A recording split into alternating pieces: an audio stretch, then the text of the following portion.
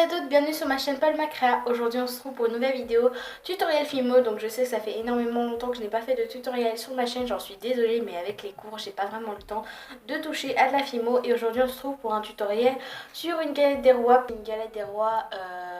chocolat noisette. Donc la basique, celle que je mange tous les ans, c'est celle-là que je préfère.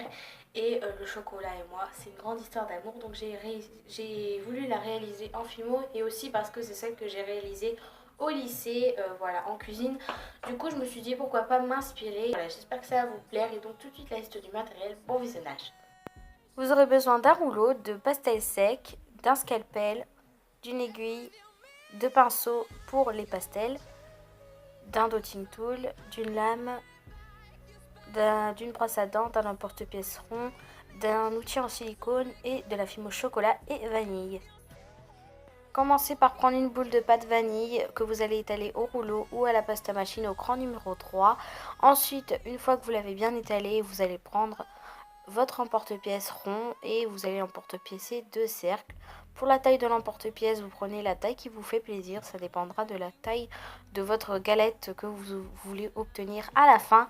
Ensuite, on prend de la pâte chocolat, pareil, qu'on étale un petit peu plus épais, enfin même beaucoup plus épais que les deux petits ronds qu'on vient de faire pour faire l'intérieur. Donc pareil, la couleur, c'est à vous de choisir si vous voulez une galette frangipane ou chocolat comme moi. Après il y a beaucoup d'autres parfums qui peuvent exister, tels que la framboise ou même la pistache, mais c'est vraiment comme vous avez envie. Pareil, on va venir mettre un petit coup d'emporte-pièce histoire que ce soit de la même taille, et aussi pour qu'il y ait les bords bien droits, bien réguliers. Donc excusez-moi pour ma voix, j'ai un peu mal à la gorge. Ensuite, on va venir rabattre la pâte vanille sur les bords de la pâte chocolat pour que ça soit fermé et qu'on ne voie pas la pâte chocolat si par exemple il y a des petits soucis. Enfin voilà, vous avez compris quoi. Et on va venir faire pareil avec l'autre partie. Et on va venir souder tout ça avec un outil en silicone pour qu'on ne voit plus les démarcations. Ensuite, avec notre aiguille, on va venir faire l'effet du dessus, l'effet décoration, j'ai envie de vous dire, mais vous n'êtes pas obligé de faire cette étape. Moi, j'ai préféré la faire parce que j'aime bien, et moi j'ai fait des petites rosaces comme ça. Donc comme sur toutes les galettes, en fait, j'ai fait la basique. Ensuite, on va venir creuser un petit peu plus avec notre dotting tool. Pareil, c'est facultatif. Vous pouvez faire d'autres marques. Ensuite, on vient texturer à l'aide de la brosse à dents. N'oubliez pas un petit outil tel que, par exemple, vous pouvez utiliser une boulette d'aluminium ou quoi.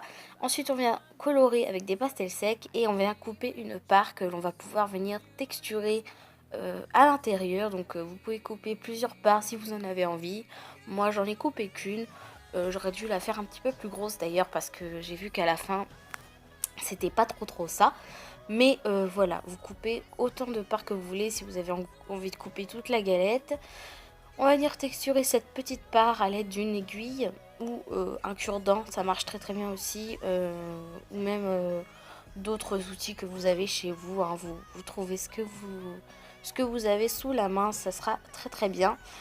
Donc on vient texturer dans tous les sens pour déchirer un peu la pâte. Voilà, c'est vraiment très aléatoire, c'est très simple à faire, et voilà ce que ça nous donne à la fin. Donc j'espère que ce tutoriel vous aura plu, et je vous laisse donc avec la suite, et je vous dis à bientôt.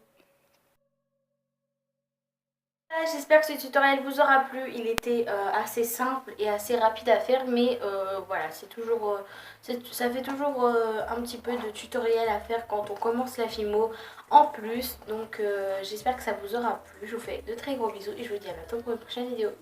Bye. À une table et parlons doucement dans le noir. Par là, j'aimerais simplement discuter avec toi, fais-moi confiance.